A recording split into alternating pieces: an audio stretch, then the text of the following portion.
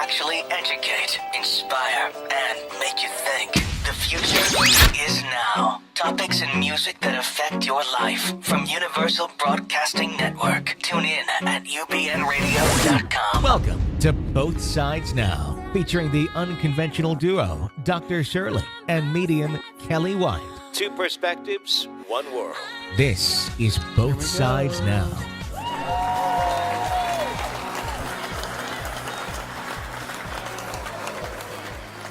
Hi there. Welcome to Both Sides Now. I'm Dr. Shirley. And I'm medium Kelly White. And John, our producer's here tonight. Hi, ladies. Happy to be here. I always make it sound like it's a surprise that you're here, but you're always here. So happy when he's here. And I know.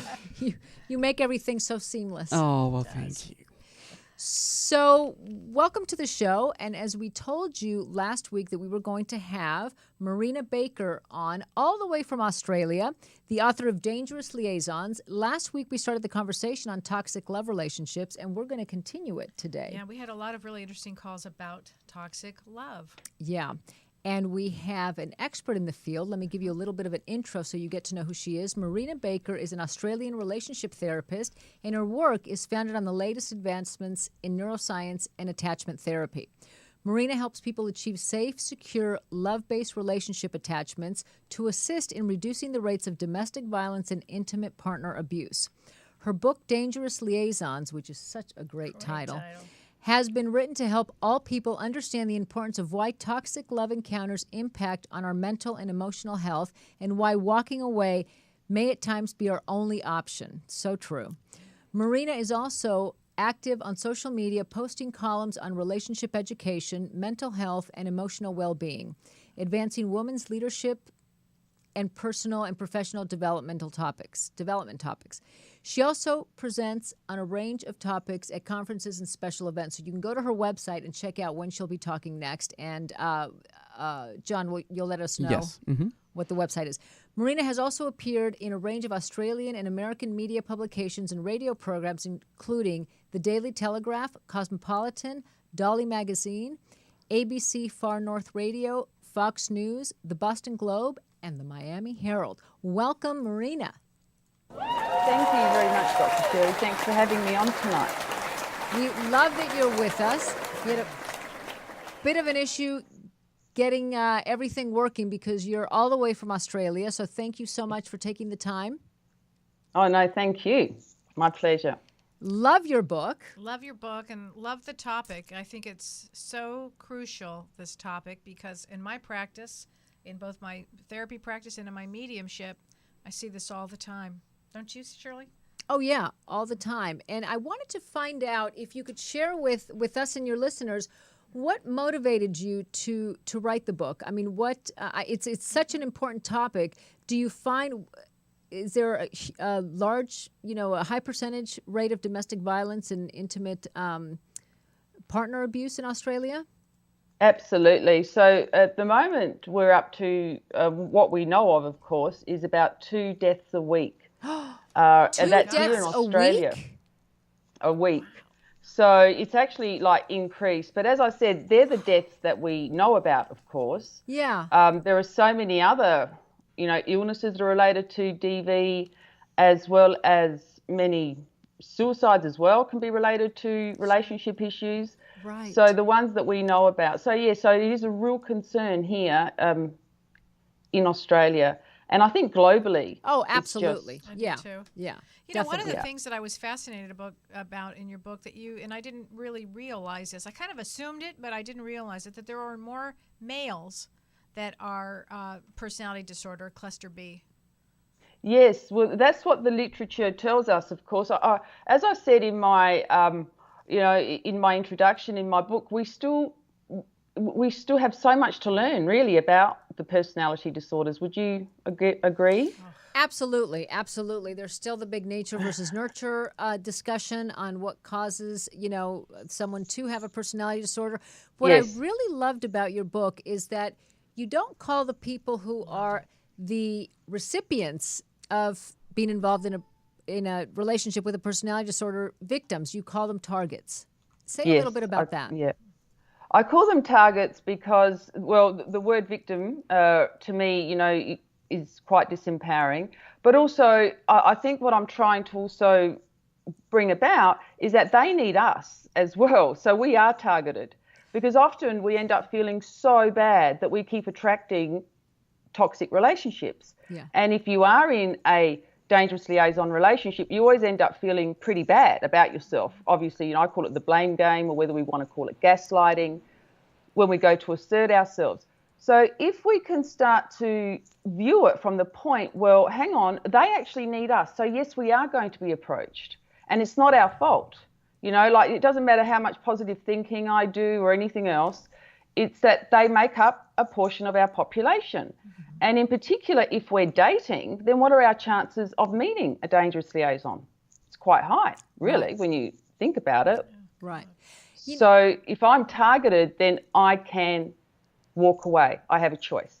That is so wonderful. That in and of itself was worth the price of admission. I have to tell you, we had a caller last week who, it was her second narcissist, and she felt so bad and said, why do I keep choosing him? And of course, from a therapeutic standpoint, there is something about us that's attracted to someone like that. But they also need, like a bully can't bully if he doesn't have someone he or she can bully, if we don't allow it to happen. So when you say that we're a target, it's also important to understand that they target us as much as we, unfortunately, are attracted to it or fall for it. Absolutely. And sometimes when the emotional connection is made, like you talk about, that you base everything on attachment.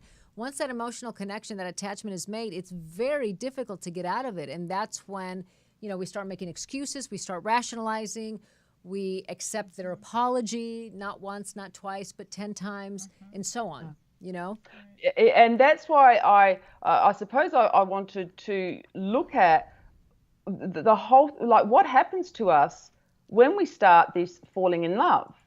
Well, we basically lose consciousness. It's all subconscious, right? Yes. And so we're not aware of what's happening. It's all our primal sort of, our early conditioning comes into play.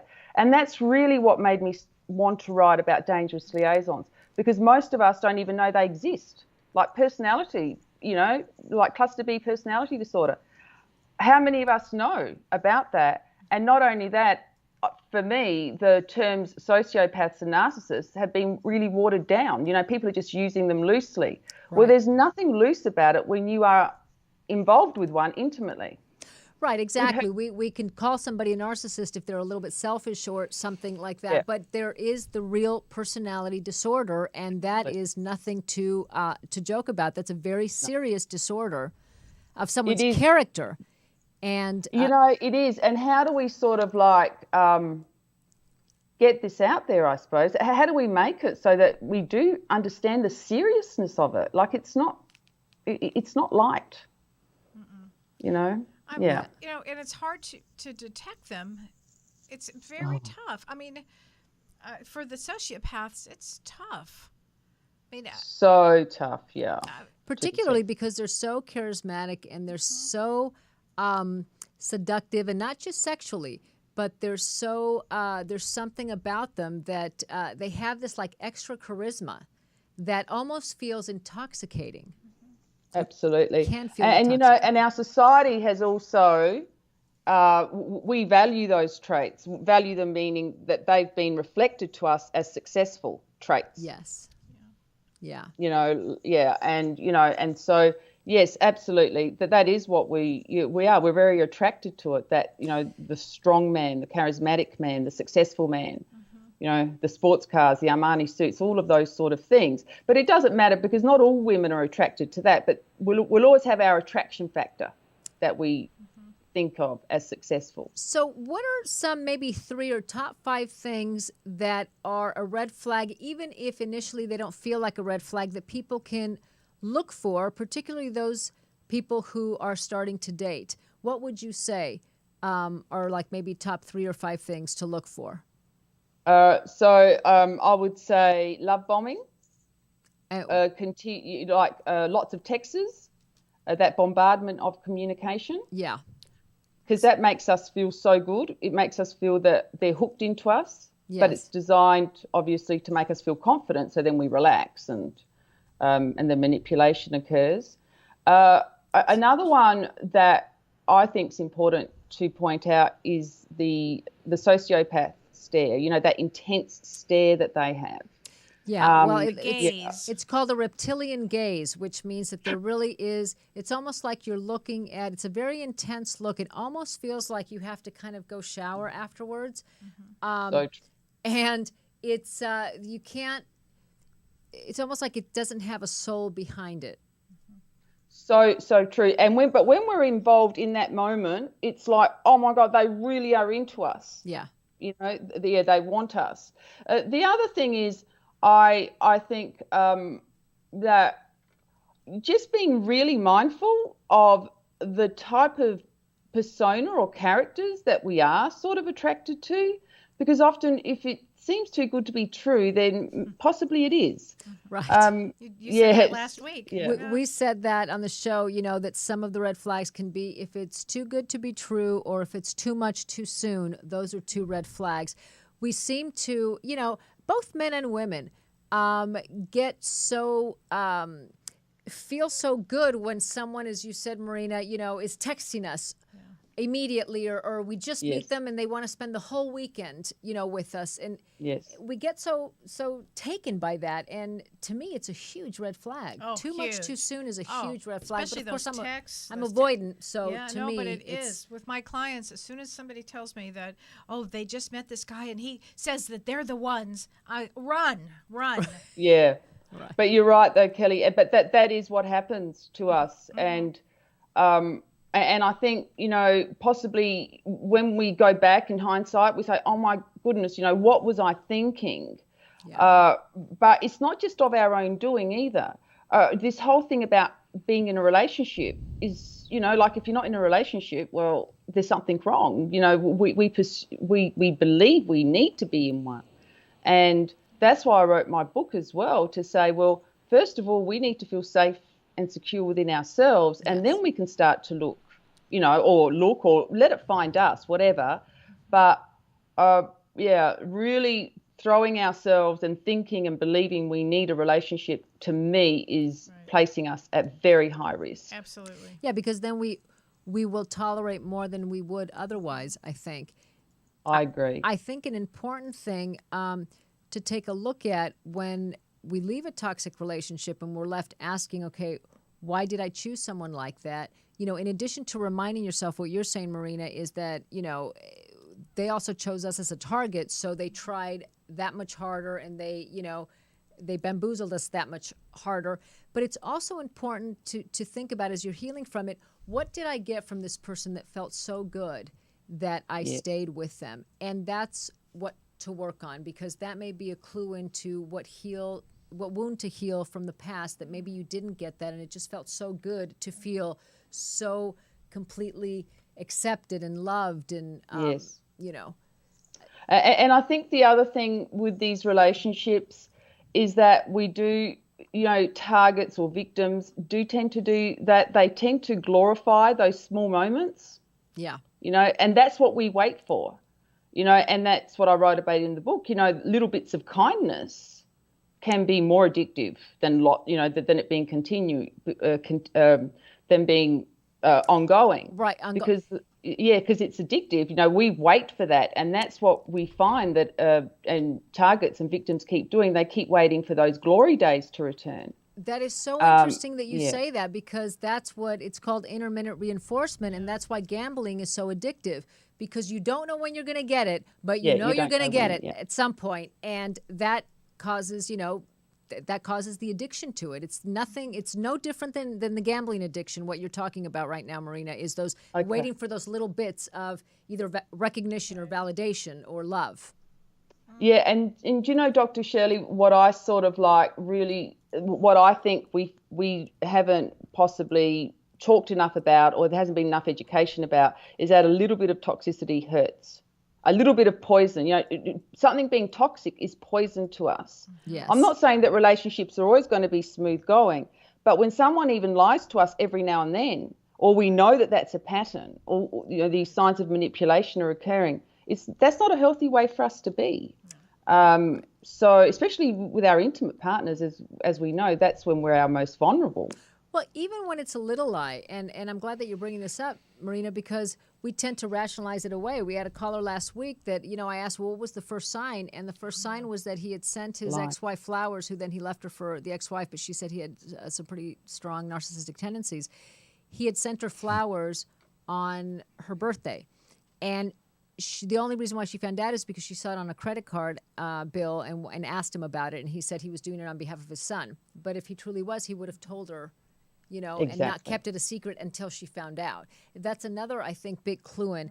If the person eventually tells you the truth because you catch them in something, that still doesn't make it okay. That is so true. And the other thing that I will hear people, dangerous liaisons say to me is, well, I never lied. I just didn't give them that information. So selective telling. Right. And so there's lots of ways that they rationalize it, that we rationalize it, but I agree with you. It's a lie. Yeah. Right. So where can people find your book? It's called Dangerous Liaisons. Yes. So Dangerous Liaisons, they can go to my counselling sites, www.counsellingworks.com.au, or it's on Amazon. Okay. So, John, can you put up her website? Yes, I have the marinabakker.com. Is that okay? That's my corporate site. It'll be on my counselling one. Okay. Oh, okay. We'll correct that then. And we'll put that one on there. Do you have it, John? Yeah. Okay. So what I'd like you to do is give people, before we start taking callers, because we do have some people waiting on the line, give our listeners maybe 3 to 5 tips on what to do if they want to leave a toxic relationship. Because as you said, I am flabbergasted. It's 2 deaths a week. That is, boy, that's unbelievable. Exactly. So people need to protect themselves. So what are some tips that you would give people who maybe realize they're in a toxic relationship with a dangerous liaison and they want to get out of it? Yeah. So I think the most important thing is to stay calm, as rational as what you can. Mm-hmm. So don't give it away.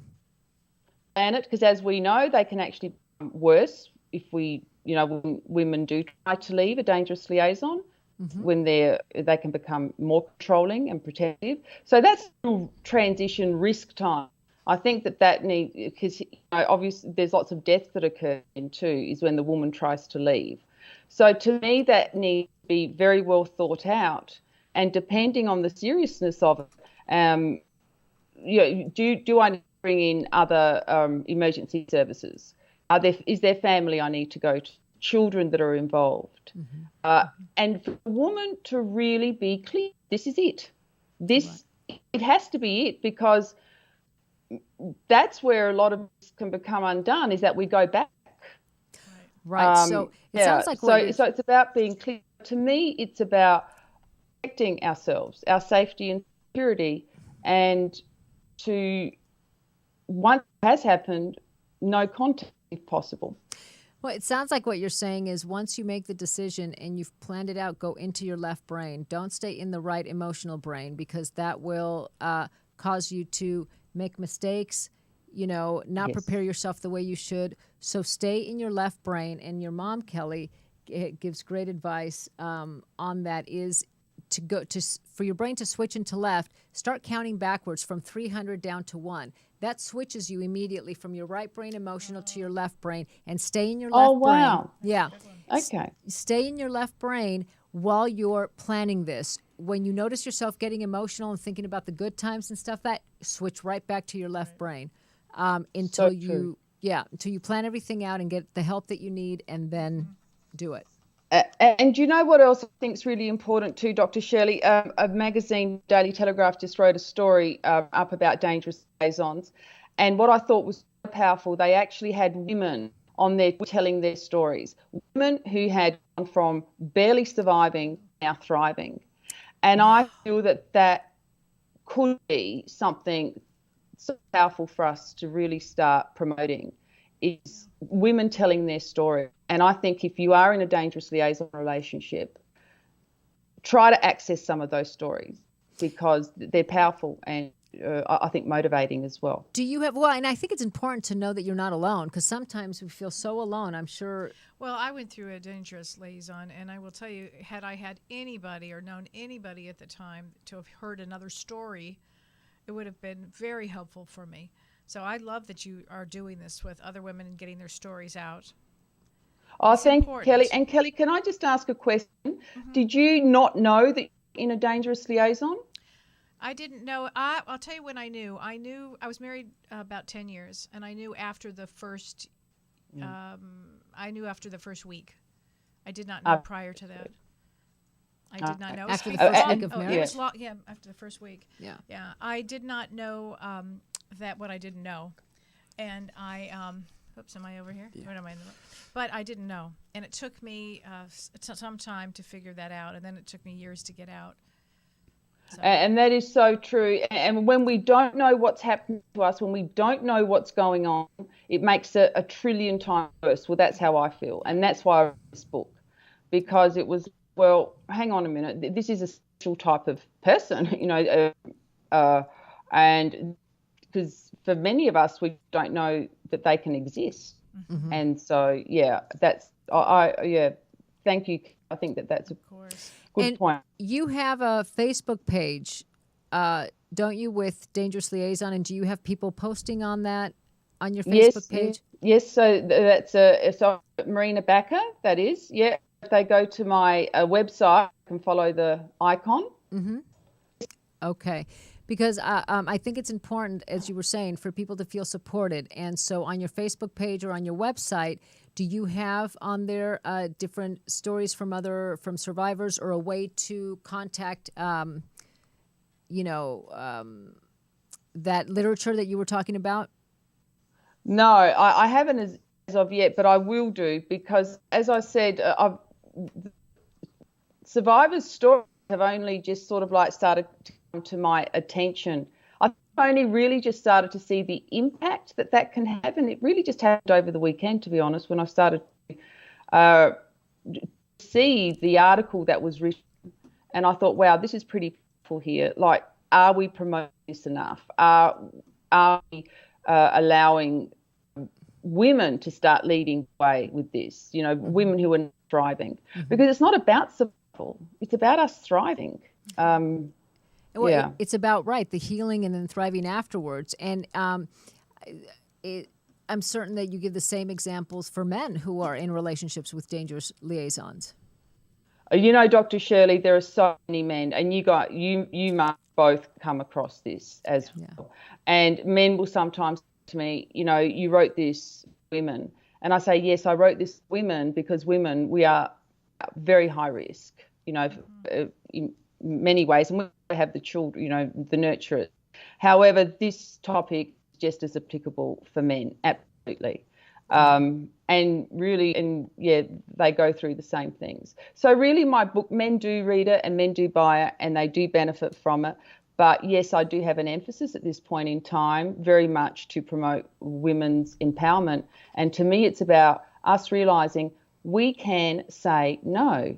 If we keep waiting for men to change, well, sometimes it gets us into a lot of trouble. Right. Oh, absolutely. But we can change. How about, well, that's a wonderful message. Thank you so much. How about if we take a caller? Absolutely. John, can we... A caller about a relationship? Yeah, let's do that. Let's see. Debbie's been holding for a while. 301. Debbie, you're on the line with Shirley, Kelly, and Marina. Hi, Debbie. Can you hear us? Debbie, are you there? Debbie? Oh, that's too bad. I'll return her, and we'll see if we can come back to her. Let's go to Diana in 361. Diana, are you on? Hi, Diana. Oops. are we having anybody? Uh-oh. Oh, no. Well, I think maybe we had them wait too long. Yeah. oh dear. Let's see. Okay, let's just continue on, and I'll see what's going on with the call system. Okay. So what other preparing for it, I think, is a really important, that it's not just as a decision you make, oh my God, I have to leave, and then you leave. that you prepare for it to keep yourself safe. Well, here's what happens. Sometimes there'll be an incident. It's been my experience that there'll be an incident and that you have to get out of there really fast. Yes. Yes. You mean like like preparing to leave, Kelly? Yeah, exactly. Like you might in your head thinking, I'm going to prepare for this, but sometimes it happens so quickly that there's no preparation. Yes, absolutely. And I suppose if you have family and friends you can go to, that's wonderful. I don't know what it's like in the States, but here in Australia, shelter can be an issue. You know, our safety houses, like I don't know if that's how available that is. We do. You do, yeah. So houses, yeah. I would really like to see more of that occur, like more places for women to go to when there is an emergency. Mm-hmm. Can you? We've been talking about sociopaths, but I'm curious about borderlines. What is your take on that? Well, I did leave borderlines out, and I suppose the reason I left borderlines out is because, from my understanding, I suppose I went for that lack of conscience or lack of empathy. That to me were the two main things that I went for. Sorry. Yeah. So you're mostly discussing narcissists and sociopaths. I mean, I am. Borderline, they say, is on the other side of the continuum of narcissists, and basically you're just adding rage on top of everything. But a bully narcissist can also get very angry when they're contradicted, when you're not agreeing with them. So that can also show up as rage. So, with cluster B, and for those of you who don't know what we're talking about, it's the diagnosis. They're all in the same cluster, and so you're going to see overlap, or you're going to see characteristics that kind of mix and match with all of them. Mm-hmm. Yeah, and I suppose too with the borderline personality, the research that I've been involved in was indicating as well that there have been some really good success stories, I think, with borderline personality disorder. Is that your understanding as well in regards to therapy and treatment? There's dialectical. There's DBT. Which was developed actually by a borderline psychologist who came out, I remember at a conference, and everyone looked at each other and said, yeah, we knew. But, but the wonderful thing is that because of her experience, she really knew what would help and what helped her. Wow. So it was created from someone, and it uses a lot of mindfulness and a lot of, what we would consider, some kind of somatic work where you need to slow yourself down enough to realize when that rage is coming up. And that moment of awareness can stop you from raging and, cause you to kind of take a step back and regulate yourself, and you learn the tools on how to regulate yourself and so on. So, there has been some good work with and although they may lack empathy when they have split, that splitting and, when that occurs. Right. Yeah. The problem with the borderline and all personality disorders is that they usually don't have the awareness and have a very difficult time, if at all, owning any of their own behavior. And so when you're not aware of something, or you don't believe that you're the cause of it, then how can you go and get help or even buy into I'm doing something wrong, or, I'm part of the cause of this? I agree, and I suppose like reading about narcissists, like that they can receive love. Is that lack of empathy, obviously, that's there, and then that also, depending on the continuum where they're at. But as I said, a little bit of toxicity does hurt. So I did leave deliberately borderlines out. Mm-hmm. I did. I think with the sociopaths, and I introduced the dark triads as well, it's that lack of conscience as well as empathy. I mean, that's pretty potent, hey? So give an example of how that lack of consciousness would show up in a relationship. Well, I think that lack of conscience is then the 10 lies. Like if you are in a relationship where you've both agreed to, say, be married, and faithfulness is part of that, then being attracted to other women or going with other women is not going to really, you're not going to think it's wrong. Right. So you're not going to think twice. And then if you get caught, you give some kind of reason or something like that. Sometimes they're so strategic and manipulative, they turn it around to make the other person feel like they caused it or they somehow. And again, when someone, unless as you're talking about, Marina, they're a sociopath, if someone has an extramarital affair, it does signify there's something wrong in the relationship. Not that, in any way, shape, or form, that's okay to do. But it does signify that there's something wrong. In this case, and what you're talking about, Marina, is the something wrong is that you're married to a sociopath who will do whatever they want because it feels and they'll do good. it again and again. Yeah. Right. Yeah. So that's what I find. Obviously, some of my clients, and we know that, relationships are organic, and yes, affairs can occur. Yeah. But you could tell the difference because there's remorse. Right. And there's a genuine commitment to rebuilding. Yeah. And yes, lots of lessons can be learnt there. Okay, because we usually, with, say, people with conscience and empathy, if we have strayed, then it's because that emotional connection or attachment wasn't there. Right. With, the partner. So right, yes, there was something missing. It can occur. Yes, there was something missing, and sure, and I'm sure you both have seen lots of people who come back together and go on to have, even more successful marriages or partnerships than before. Yeah. I suppose what's with this group of people we're talking about is often it's repetitive, and it can just blow you away when you do actually find out how many other people they can have, Right, when you start to dig a little bit, yeah. So we have the caller back on. Let's go ahead and take a call. Who's on the line, John? I believe Debbie is on the line. Debbie, are you there? Yes, Debbie's here. I'm right here. Hi, Debbie. Can you hear me? Yes. Yeah. Where are you Hi. calling? Hi, Debbie. Where are you calling from? I'm from Southern Maryland. Oh, wow. It's late there. Good for you. Thank you for calling. Yeah, sorry we kept you on hold for so long. Yeah, it was worth it to talk to you. Well, tell us, how can we help you? We've got Marina Bakker On the phone, phone, all the way from Australia. You weren't Hello, able... Debbie. Hi, how are you? All land down under, I guess. Yes, I'm well, thank you. Well, thanks for calling.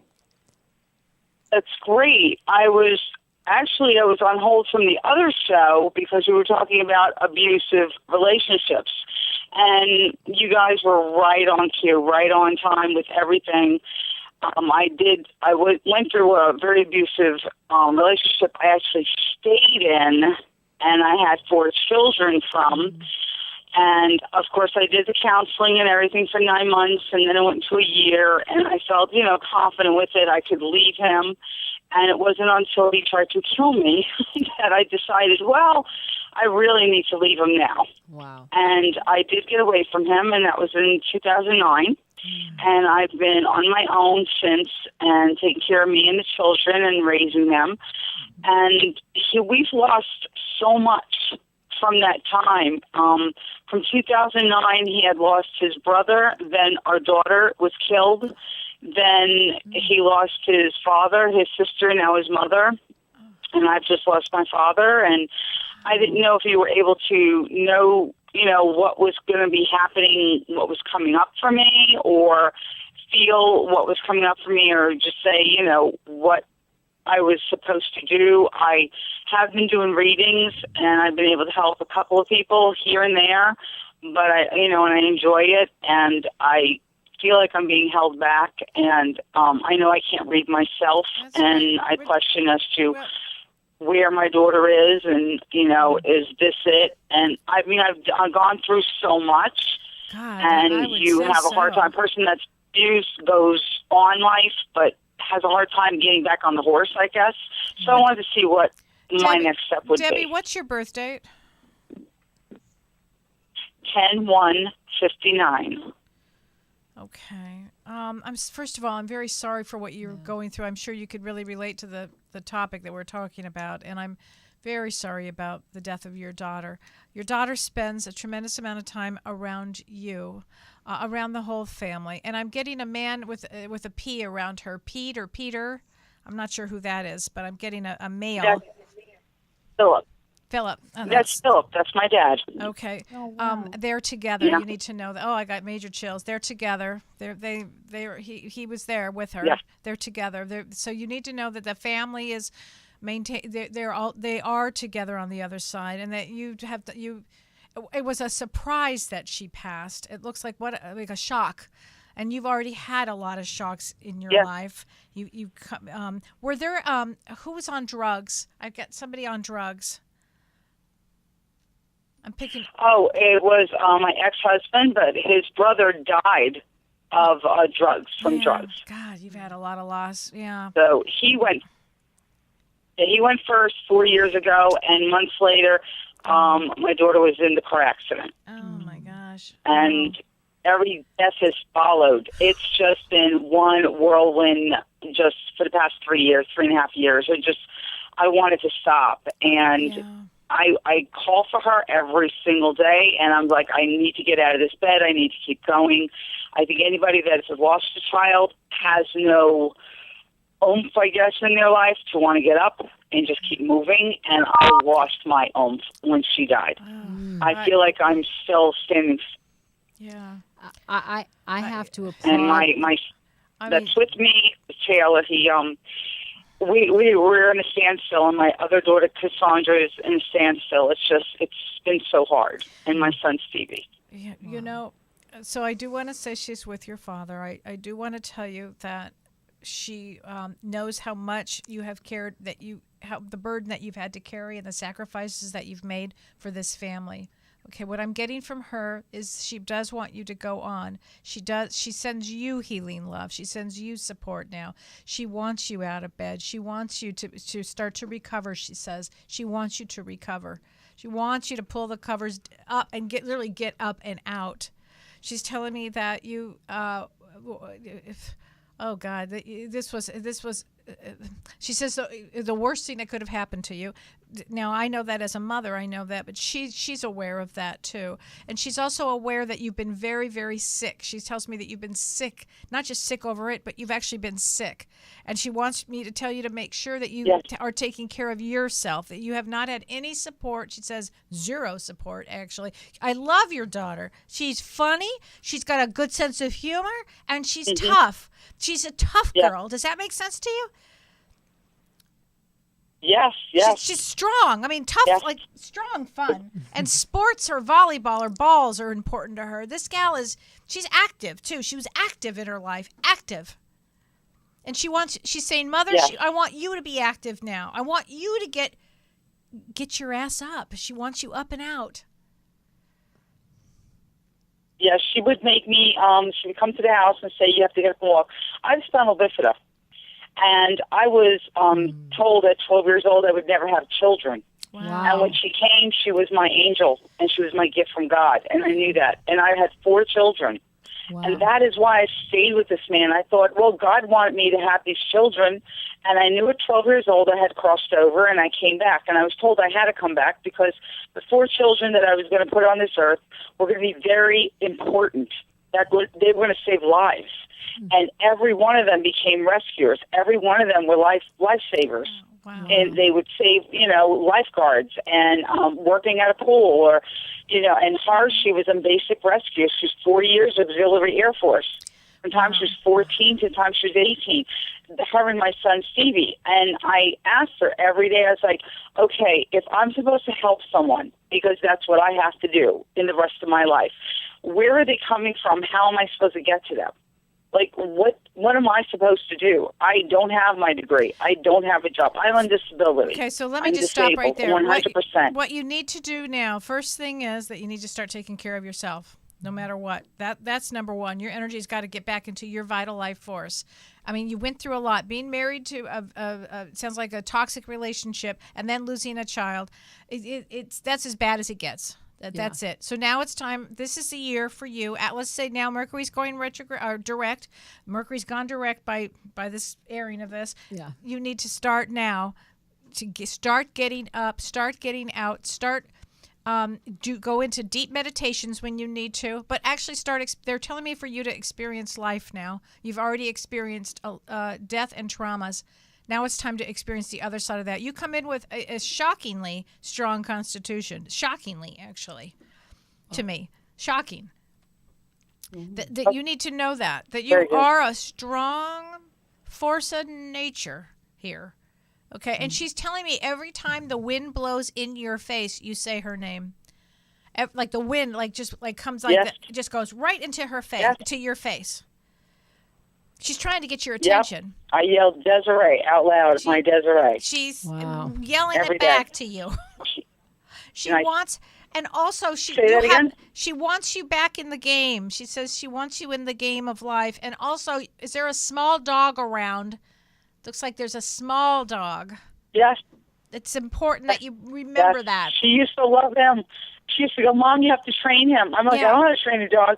But he's now 4 years old. We got him right before she passed. Yeah, this is the dog. You've got to spend time.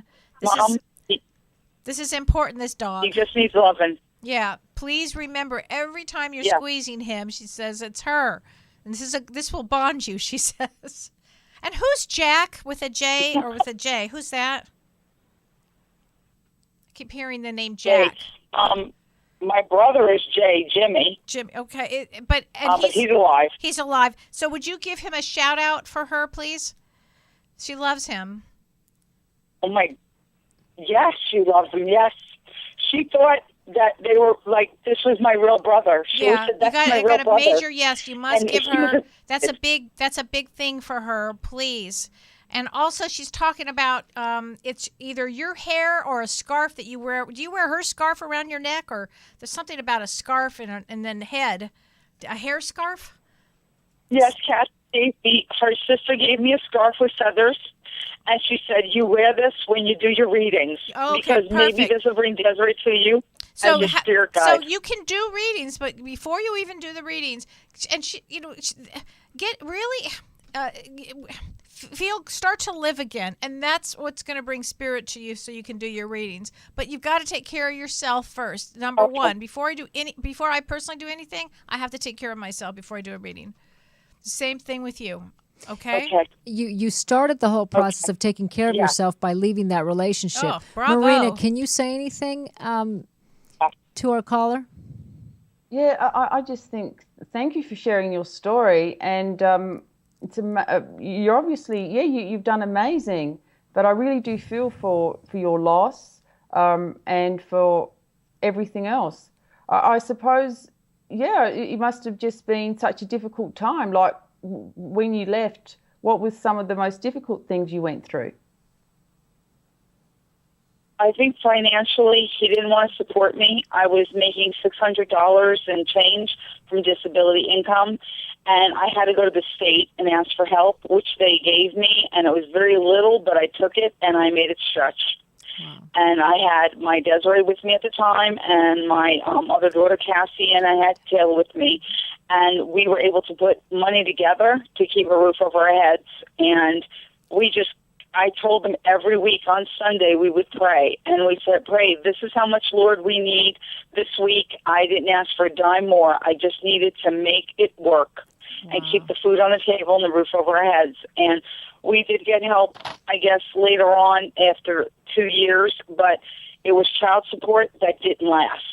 Yeah. And your story is so inspirational. Your story is inspirational. Yeah, and you know what? I believe it's I think that anybody can do it. And I would always tell my children, you could do anything you want in life as long as you really want to do it. And that's what I wanted them to do. And I wanted them to see that I could do this, because he woke me up every morning at 5 o'clock to tell me I was useless, that I was nothing, and he would want me with 4 children. And he would do this till the day he tried to kill me. He choked me and stomped on my body in the garage.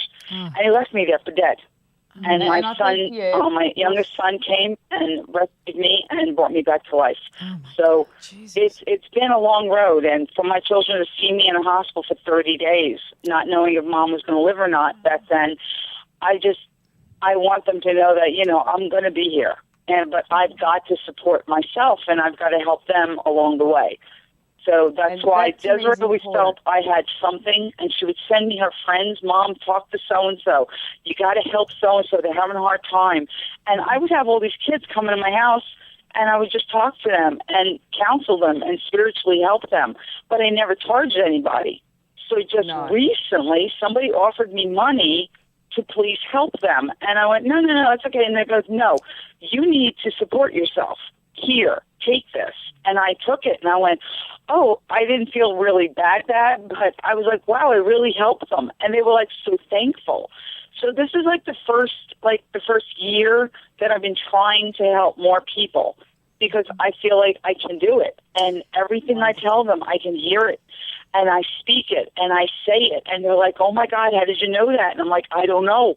I don't even know how this works. And they're like, oh, my God, you're amazing. I'm like, thank you. Yeah. So I know this is my calling, and I know because I was told at 12 years old, you have to go back. You have to stay on Earth. So this is what your calling is. It seems like your lesson is exactly what Kelly said, that you need to value yourself, and that's the lesson here, to value yourself. I mean, the hardest part, valuing ourselves and loving ourselves can be difficult too, but boy, you went through hell and back, and now it's about taking care of yourself and loving yourself, and then, as Kelly said, I think it'll open up for you to... Then it'll open up, absolutely. Yeah. And that valuing ourselves is so important, isn't it? And it can be a cliche, we say love yourself first, but especially after you've been in an abusive relationship. Yeah, absolutely. Yeah, absolutely. And I think the thing with the dangerous liaisons, with the toxic relationships, is that, you mentioned it earlier, Dr. Shirley, we start to blame ourselves because a lot of it's that mind control where they do blame us and frame us and everything else. And I think when we do start to stand up for ourselves initially or throughout the relationship, we then start to feel guilty. So guilt's a big thing that I find with a lot of my clients. Yeah. Is that, we feel guilty in asserting ourselves. We feel guilty in getting angry even. Yeah. Well, and they will make you feel guilty because they don't want you to change. That's also a difference between a love relationship and a toxic relationship, that the partner is to support you and wants you to grow and evolve. But in a toxic relationship, they don't want you to grow and evolve. They want you to stay the same. And I think, Debbie, that's what part of what you experienced. Thank you so much. I applaud your courage and your strength. Thank you so much for calling and telling your story. And I hope that we were able to help you a little bit. And please stay in touch with us. Give us a call every so often and let us know how you're doing. Or shoot us a message on Facebook or Twitter. We'd really like to stay in touch with you. And Thank you so much. And God bless all of you. You guys are doing an amazing job. You are helping so many people. And really, you keep going, too. Well, thank you so much. You are also helping by telling your story. That's an inspiration. Absolutely. That's one thing that Marina talked about is, to know that you're not alone. And so to read stories or reach out to people that have been through it so you don't feel that you're alone. And that's what you're providing by sharing your story tonight. So thank you so much, Debbie. Thank you, Debbie. Thank you. Bye, Debbie. Bye-bye. So much. Have a Thank you. Thank you. And Debbie, be open to Bye-bye. receiving. Be open to receiving because that's the universe's way of giving back to you for everything. So just if someone offers you a gift, accept it. Don't turn it down because you're telling the universe no. So accept the gift. Right on, John. Thank you, John. Boy. Thank you, because it was hard to do that. Let me tell you. I know. Because I just thought if God gave me this gift, it's from God. I'm not supposed to charge. And then they were like, no, this is for you. No, money is energy, and you're giving a lot of energy to help other people. Oh, this is for you. Yeah. No, as John was saying, you've role modeled strength to your kids. Now role model for them taking care of yourself and loving yourself because then they will do that for themselves as well. Yeah. Thank you, Debbie. Okay. Thank you, Debbie. I will do that. Do we have, John, how much time do we have left? Well, we have only time for have another about 3 minutes left. Oh. Can we take another call? No? Well, No? we only have 3 minutes left. Okay. We can do a really quick one. Okay, it'll be a quick one. Okay. Okay, a really quick one? Yeah. All right, so let's see People here. have been waiting for so long. Diana, you're on the line from 361. Diana? Hi, this is Diane. Hi, Diane. Diane. Thank you so much And, for calling. We wanted to take one last call. We only have 3 minutes, and hate to do that, but we did want to take one more call. So if you can, Tell us how we can help you. yeah. Well, my mother passed away. It'll be 4 years in October, and I was unable to attend the funeral, and I was just hoping that she understands why Oh. I wasn't able to come. Yes, she does understand. Your mother was a very understanding person. And Yes. you Yes. you have a lot of She her was. qualities. She was kind and loving and good and everything you'd want in a mother. And she does understand. And she says that you actually have had to take care of yourself. There was a lot of work going on, and that you had to take care of yourself. And she says that you always Right. you were always kind, and especially kind with her. You're kind to everybody. You don't Yeah. have a mean bone in your body. But that yes, she does understand that, and she says that you were always there for her, and you two had a very big bond. Unlike with the other ones, the other children, you have the bond. She's got the Yes. bond with you, Yes. so it's okay. She Oh, loves you, now my loves you, loves you, loves you. my You're old- okay. Good. Oh. I've loved her, and I miss her so much. I can understand that you would. She's a lovely woman, and she loves you. And also, she says that she sits on your bed like while she's talking to you. And you guys had some really in-depth conversations. And she says she still sits on your bed and puts her hands like that. And come and sit with her. She's like, you have tea or coffee with her. So sometimes you actually put out another cup for her, tea and coffee, the two of you.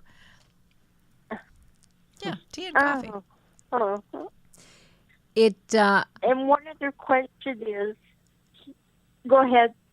I was just going to say, the thought came in my mind, and I've learned from Kelly to just say it, that to look out for signs. Yeah. Well, if I'm outside, I get kind of like a cool breeze that comes through, and it's really hot outside. That would be your feel that mom. that's her. That would be your mother. The cool breeze. Butterflies are really important. She's even saying dragonflies. Oh, yes, I see a lot of dragonflies And hummingbirds. butterflies. Hummingbirds. Oh. And does she say anything about my older sister? Looks like, was there a situation between the two? Because it looks like there's a block there. I'm not sure if they had a problem falling out or something at the end. Looks like a falling out. Well, she was, my sister was kind of like, she's the one that took charge, and she's the one that sang to Mom during her darkest part, right before her death. And they had words, but my sister knew that she wasn't, the cancer had affected her brain. Exactly. You know, what happens is on the other side, they realize what's happened here. They realized it. So what happens on the other side is once the soul passes over and they do a life review and they see what happened, and they're not, she wasn't in her right mind at the end. Okay? Just know that there's peace and there's just peace and love there. For everybody did what they were supposed to do. Okay? Okay. I have one last thing. My son is in the military.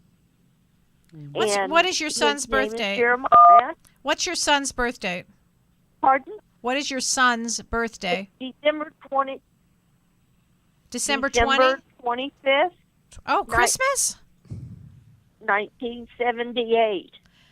Are you concerned that something's going to happen to him? Is that what your worry is? No, he's to have a big test in the military this Wednesday, which I guess would be tomorrow, and he's worried that he's not going to pass. Oh It's to gosh. move Well, up this in guy rank. he has such a big heart. This one has a big heart. He also has a big brain to go with that heart. Yes, he does. Yeah, just tell him he's going to be fine. Okay. He just has to put himself into the position to do it. He's going to be Okay. fine. He thinks with his heart. Tell him this time to think with his head. Okay? Okay. Okay. So we said Thank something. you so much. You're very welcome. Thank you for calling. We said something earlier. Tell him to go into his left brain. Count from 200 down to 1 before he goes into the test. That'll Absolutely. put him into his left brain, and he'll do just fine. So thank you for calling. Count from 200 Down to 1. backwards to 1. Backwards down to 1. That'll put him Okay. right into his left brain, and he'll do fine as long as he knows the material, of course. Okay. Thank you for calling. Marina so much. Bakker, thank you so much for being with us. Thanks, Marina. Author of Dangerous Liaisons. It's a fantastic book. It is, I want to say, an easy read because it's thin and easy to read. However, it's a difficult read in what the topic is. But if you believe that you may be in a toxic relationship or a dangerous liaison, please pick up the book. It has wonderful tips. You'll be able to know how to know to spot it, how to spot it, recognize exactly. it, Yeah. what to do, And what to do. Yeah, I tell you what, I'm going to recommend it to all of my people because I get this all the time. Yeah.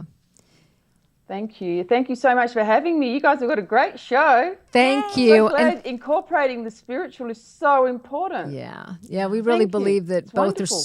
both are so important. And thank you for writing that book. I mean, you've really done something wonderful for the planet, for people not to feel alone. As you said, it's written mainly for women, but also men who are in dangerous liaisons can also get a lot out of it. So thank you so much for taking the time to write that.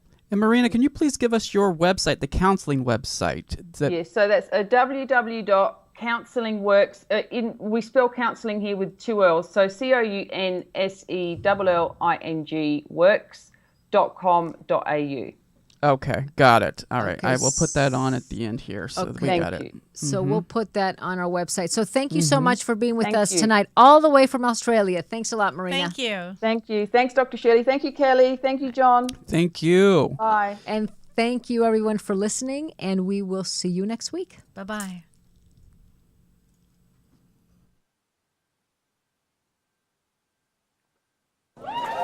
You've been listening to Both Sides Now, featuring the unconventional duo Dr. Shirley and Kelly White. Two perspectives, one world.